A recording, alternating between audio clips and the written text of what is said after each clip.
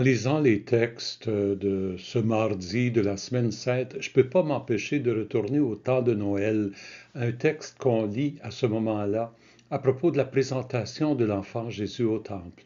Lorsque le vieux Siméon le prend dans ses mains et annonce qu'il sera la lumière des nations, la gloire d'Israël. Et ensuite il se retourne vers Marie et lui dit, et toi, un glaive transpercera ton cœur. Si la mère est appelée à souffrir à cause de la mission de son fils, encore plus le fils lui-même. Nous retrouvons aujourd'hui dans les lectures on pourrait dire, avoisinage, ce compagnonnage de la gloire et de l'humilité.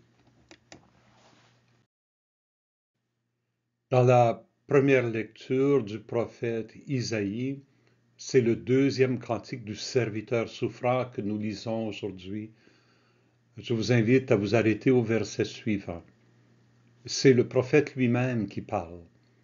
J'étais encore dans le sein maternel quand le Seigneur m'a appelé.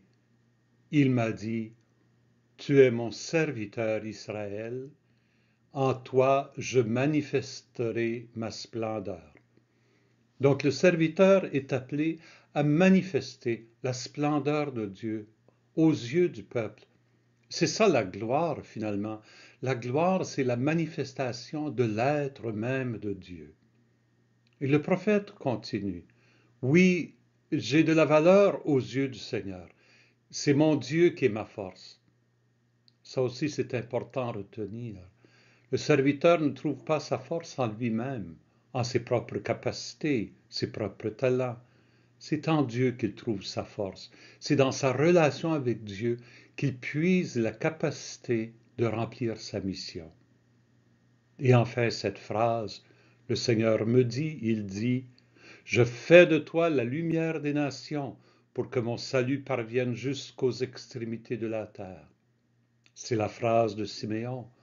Il est destiné à être la lumière des nations, pas seulement pour Israël, mais pour tous les peuples, pour toute l'humanité. C'est la mission du serviteur souffrant.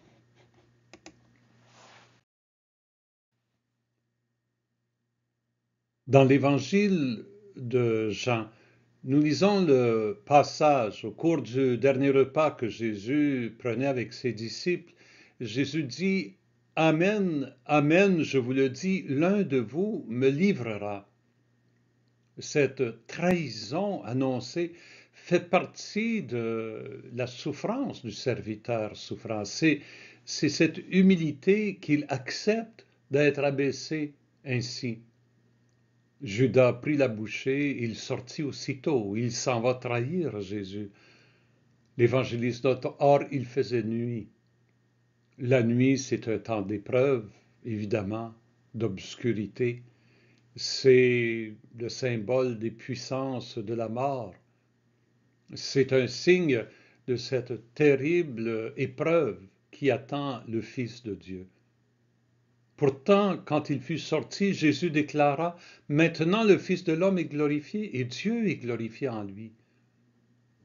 Comment cela se peut-il que Dieu soit glorifié dans la souffrance de son Fils? Dieu n'est-il pas tout-puissant? Sa gloire ne paraît-elle pas quand il fait des choses extraordinaires? C'est là où c'est nous qui sommes appelés à changer notre regard. Car la puissance de Dieu ne réside pas dans sa capacité de faire des choses extraordinaires, mais dans sa capacité d'aimer jusqu'au bout, et dans l'amour, de tout endurer, de tout donner, de se donner jusqu'au bout. Voilà la toute-puissance de Dieu, celle de l'amour. Et le récit finit avec cette réplique à Pierre qui vient de dire qu'il va sauver Jésus, qu'il va défendre Jésus. Jésus dit à Pierre, Amen, Amen, je te le dis, le coq ne chantera pas avant que tu m'aies renié 3 fois. Trahison de Judas, reniement de Pierre, Jésus se retrouve abandonné des siens. Mais il accepte d'aller jusqu'au bout de l'amour. Voilà pourquoi la gloire de Dieu est manifestée sur la croix.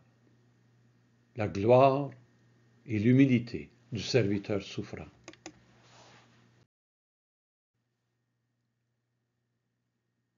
Voici une phrase du psaume du jour, le psaume 70 au verset 2, que nous pouvons prier avec Jésus.